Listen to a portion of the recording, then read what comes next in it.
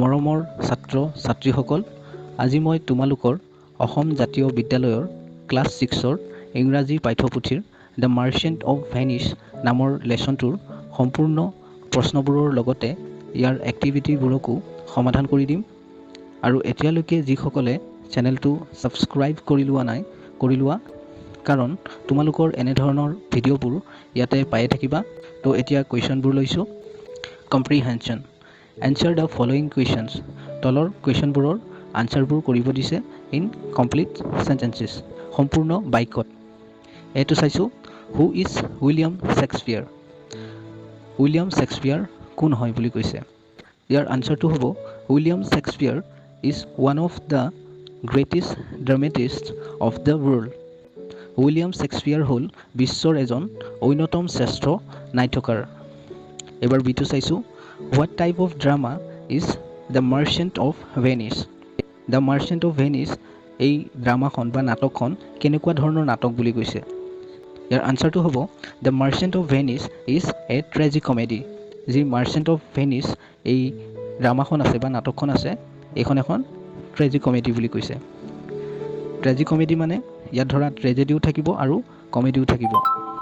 এবাৰ চিটো চাইছোঁ, হুম does বেশ্যনিয় want to মেৰি। বেশ্যনিয়ে কাক বিবাহ কৰাব বিচাৰে। ইয়াৰ আনচাৰটো হ'ব, বেশ্যনিয় ৱান্টছ টু মেৰি পৰ্চিয়া। বেশ্যনিয়ে পৰ্চিয়াক বিয়া কৰাব বিচাৰে। A beautiful and rich lady, এজনী ধুনীয়া আৰু ধনী মহিলা। এইবাৰ ডিটো চাইছোঁ, হাউ মাছ মানি, কিমান মানি বা টকা ডাজ এণ্টনিঅ বৰো। এণ্টনিঅ'য়ে ধাৰ কৰে ফ্ৰম চাইলক, চাইলকৰ পৰা। ইয়াৰ আনচাৰটো হ'ব, এণ্টনিঅ বৰোজ। এণ্টনিঅ'য়ে ধাৰ কৰে 3000 ডুকেটছ, 3000 ডুকেটছ ধাৰ কৰে ফ্ৰম চাইলক, কাৰ পৰা, চাইলকৰ পৰা। এইবাৰ 2 নম্বৰটো চাইছোঁ, what is the bond. Bond কি হয়। ইয়াৰ আনচাৰটো হ'ব, the bond is a written agreement.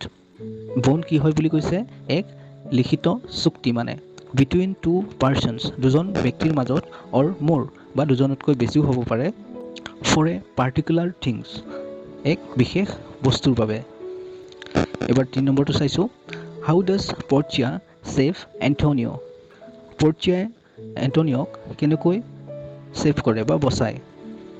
ইয়াৰ আনচাৰটো হ'ব, পৰ্চিয়া ছেভড, পৰ্চিয়াই বচাইছিল এণ্টনিঅ। কাক বচাইছিল, এণ্টনিঅক, by asking Shylock to cut off Antonio's flash.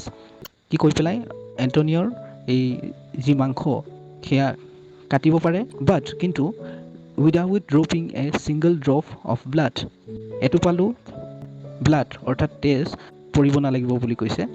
Because, কাৰণ it is not mention in the bond, কাৰণ এইটো বণ্ড অৰ্থাৎ চুক্তিপত্ৰত মেনশ্যন নাই। এইবাৰ 4 নম্বৰৰ কুৱেশ্যনবোৰ চাইছোঁ, ফিল ইন দ্য ব্লেংকছ। চ' ইয়াত আমি পৰ্চিয়া বুলি লিখিম, পৰ্চিয়া ইজ এ ৰিচ এৰিছ। তাৰপিছত বিটো চাম, Shakespeare head written many world famous, ইয়াত লিখিম ড্ৰামাছ। তাৰপিছত চিটো চাইছোঁ, চাইলক ইজ এ, ইয়াত আমি লিখিম জিউ, এন এ মানি লেণ্ডাৰ। তাৰপিছত ডিটো চাইছোঁ, চাইলক, ইয়াত কি লিখিম আমি, Shylock has conspired to murder Antonio. এইবাৰ ইটো চাইছোঁ, the lawyer is actually Portia in, ইয়াত আমি লিখিম ডিছগাইজ। এইবাৰ এক্টিভিটি 1টো চাইছোঁ, ৰিড দ্য ফলোয়িং চেণ্টেঞ্চেছ। তলৰ বাক্যবোৰ পঢ়িব দিছে কেয়াৰফুলি, সাৱধানে পঢ়িব দিছে, এণ্ড ৰাইট আৰু লিখিব দিছে the kind De belong to. Example, এটা উদাহৰণ দিছে, Amal is a good boy, Amal এজন ভাল ল'ৰা হয়। ইয়াত দিছে এছাৰ্টিভ চেণ্টেঞ্চ। এছাৰ্টিভ চেণ্টেঞ্চ মানে বৰ্ণনামূলক বাক্য। তো এই এক্টিভিটিৰ আগতে তোমালোকৰ বুকত চালে পাবা বা কিতাপত চালে পাবা যে কি কিছুমান এক্সাম্পল দিছে, ধুনীয়াকৈ বুজাই দিছে।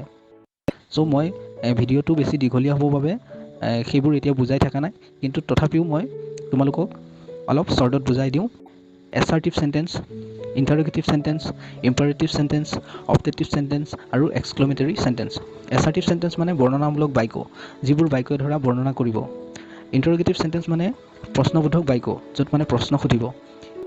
ইম্পাৰেটিভ চেণ্টেঞ্চ মানে আদেশ দিব, অনুৰোধ কৰিব বা উপদেশ দিব, সেইবোৰ বাক্য। তাৰপিছত অবজেক্টিভ চেণ্টেঞ্চ মানে ইচ্ছা বা আশীৰ্বাদসূচক বাক্য। এক্সক্লেমেটৰী চেণ্টেন্স মানে আৱেগ বা বিস্ময়সূচক বাক্য। ইয়াৰ উপৰিও এইবোৰ বাক্যক পুনৰ দুটা ভাগত ভাগ কৰা হৈছে। সেইকেইটা হ'ল এফাৰ্মেটিভ চেণ্টেন্স, এফাৰ্মেটিভ মানে হয় বুজোৱা চেণ্টেন্সবোৰ, আৰু নিগেটিভ চেণ্টেন্স নহয় বুজোৱা চেণ্টেন্সবোৰ। ইয়াত 1 নম্বৰত দিয়া আছে গো দেয়াৰ, তালৈ যোৱা। ইয়াত কি কৰিছে? আদেশ দিছে। তো সেইকাৰণে আমি ইয়াত কি লিখিম? Imperative sentence. তাৰপিছত 2 নম্বৰটো চাইছোঁ, ইজ চি এ টিচাৰ। ইয়াত কি কৰিছে? প্ৰশ্ন সুধিছে, তাই এজনী টিচাৰ হয়নে? তেনেকৈ। তো সেইকাৰণে আমি ইয়াৰ এনচাৰত লিখিম ইণ্টাৰগেটিভ চেণ্টেন্স, যিহেতু প্ৰশ্ন সুধিছে তো সেইকাৰণে। তাৰপিছত 3 নম্বৰটো চাইছোঁ, Robin is not a singer. Robin এজন ছিংগাৰ নহয় বুলি কৈছে। ইয়াত নহয় বুজাইছে। তো সেইকাৰণে এইটো কি হ'ব? Negative sentence. তাৰপিছত চাইছোঁ 4 নম্বৰটো, মে ইউ লিভ লং। তুমি বহুকাল জীয়াই থকা। ইয়াত কি কৰিছে? ইচ্ছা বা আশীৰ্বাদ দিছে, হয়নে? তো এনেকুৱা ধৰণৰ চেণ্টেন্সবোৰক আমি অপটেটিভ চেণ্টেন্স বুলি কওঁ। তো সেইকাৰণে এনচাৰত আমি লিখিছোঁ অপটেটিভ চেণ্টেন্স। 5 নম্বৰৰ চেণ্টেন্সটো চাইছোঁ, C is an intelligent girl. তাই এজনী বুদ্ধিয়ক ছোৱালী বুলি কৈছে। তো ইয়াত বৰ্ণনা কৰিছে এইটো বাক্যই। তো সেইকাৰণে আমি এনচাৰত লিখিম এছাৰ্টিভ চেণ্টেন্স বুলি। তাৰপাছত এইবাৰ 6 নম্বৰ চেণ্টেন্সটো চাইছোঁ, what a nice doll it is. এইটো আৱেগত কৈছে, এই ডলটো কিমান ধুনীয়া, তো তেনেকৈ বুজাইছে। তো ইয়াৰ আনচাৰত সেইকাৰণে হ'ব এক্সক্লেমেটৰী চেণ্টেন্স। এইবাৰ 7 নম্বৰ চেণ্টেন্সটো চাইছোঁ, কাম এট ওৱান্স। ইয়াত কি কৰিছে? অনুৰোধ কৰিছে। সেইকাৰণে আমি লিখিম ইম্পাৰেটিভ চেণ্টেন্স। এইবাৰ 8 নম্বৰ চেণ্টেন্সটো চাইছোঁ, don't run in the field. ফিল্ডত নদৌৰিবা বুলি কৈছে। তো ইয়াত কি কৰিছে? উপদেশ দিছে। সেইকাৰণে আমি ইয়াত কি লিখিম? Imperative sentence. May God bless you. ভগৱানে তোমাৰ মংগল কৰক। ইয়াতো কি কৰিছে? ইচ্ছা বা আশীৰ্বাদ কৰিছে। তো সেইকাৰণে আমি ইয়াত লিখিম অপটেটিভ চেণ্টেন্স। এইবাৰ 10 নম্বৰ চেণ্টেন্সটো চাইছোঁ, ডাজ চি স্পীক হিন্দী। তাই হিন্দী কয়নে? তো ইয়াতো কি কৰিছে? প্ৰশ্ন সুধিছে। সেইকাৰণে আমি ইয়াত লিখিম ইণ্টাৰগেটিভ চেণ্টেন্স। এইবাৰ এক্টিভিটি 2টো চাইছোঁ, কাৰেক্ট দ্য ফলোয়িং চেণ্টেন্সেছ। তলৰ যিবোৰ চেণ্টেন্স অৰ্থাৎ বাক্য দিয়া হৈছে সেইবোৰক কাৰেক্ট কৰিব দিছে, মানে সিহঁতক ভুলকৈ লিখা আছে। ইয়াত 1 নম্বৰটো দিয়া আছে, hurrah the old man is no' more. হুৰা বুলি কৈছে বুঢ়া মানুহজন আৰু নাই আৰু, মানে মৰি গ'ল। মানুহজন মৰি গ'লে আমি ফূৰ্তি কৰোঁ নেকি? তো সেইকাৰণে ইয়াত কি হ'ব? এইটো উঠি যাব, হুৰাটো। আৰু তাৰ ঠাইত আমি আলাছটো লগাই দিম। Alas the old man is no' more. হাই হাই, বুঢ়া মানুহজন আৰু নাই আৰু, মানে মৰি গ'ল আৰু। ঠিক তেনেকৈ ইয়াত ব্ৰেভো বুলি দিয়া আছে, what a nice scenery it is. তো what a nice scenery it is ঠিক তেনেকৈ থাকিব, কিন্তু ব্ৰেভোটো উঠি পেলাই অহু লাগি যাব। লাষ্ট দিয়া আছে, we have won the match. আমি মেটছ বুলি দিয়া আছে, what a nice scenery it is. তো what a nice scenery it is ঠিক তেনেকৈ থাকিব, কিন্তু ব্ৰেভোটো উঠি পেলাই অহু লাগি যাব। লাষ্ট দিয়া আছে, we have won the match. আমি মেটছখন জিকিলে আমি দুখ কৰিম নেকি? সেইকাৰণে এতিয়া ইয়াত আলাছটো উঠি পেলাই হুৰাহ বহি যাব। তো বাকীখিনি একেই থাকিব, we have won the match. তাৰপিছত 4 নম্বৰটো চাইছোঁ, oh they have done well. They have done well একেই থাকিব, তো অহ জেগাত ইয়াত ব্ৰেভো লাগি যাব। তাৰপিছত এইটো চাইছোঁ, ইউ আৰ নিবিৰ। তুমি নিবিৰ বুলি কৈছে।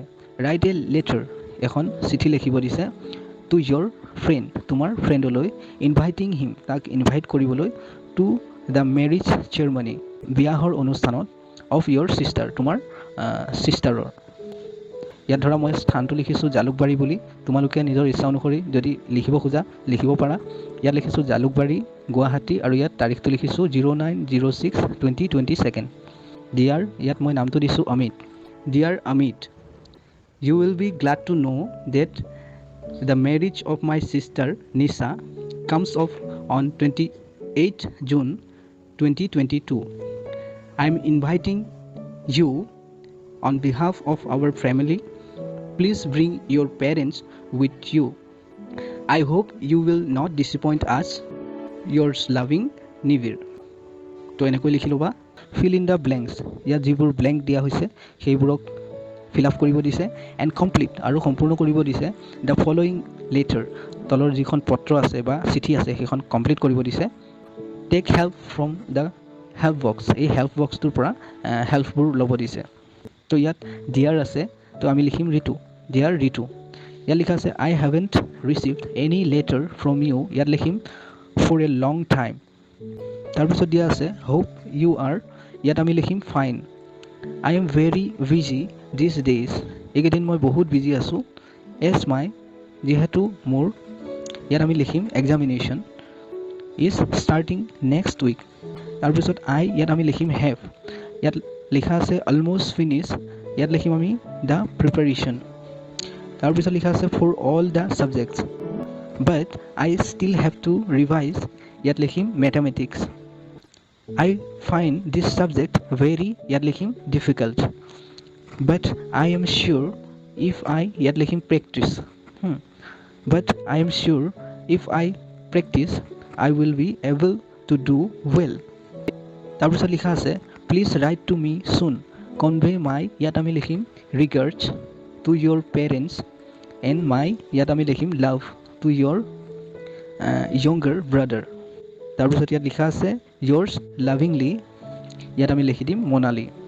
তাৰ পাছত তোমালোকে যালৈ চিঠিখন পঠিয়াবা তাইৰ নামৰ সৈতে এনেকৈ এড্ৰেছটো দি দিবা।